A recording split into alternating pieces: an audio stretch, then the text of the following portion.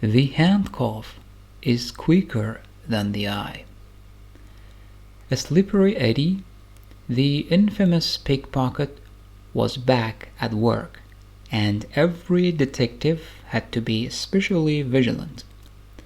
Eddie's technique was to jostle a victim toward a partner in crime who would then slip the man's wallet out of his back pocket while Eddie was stammering an apology to the confused dupe. Within a week, the incipient crime wave came to an end when a slippery Eddie inadvertently chose the chief of police for his victim. Although Eddie lost the county jail, it's his permanent address for now.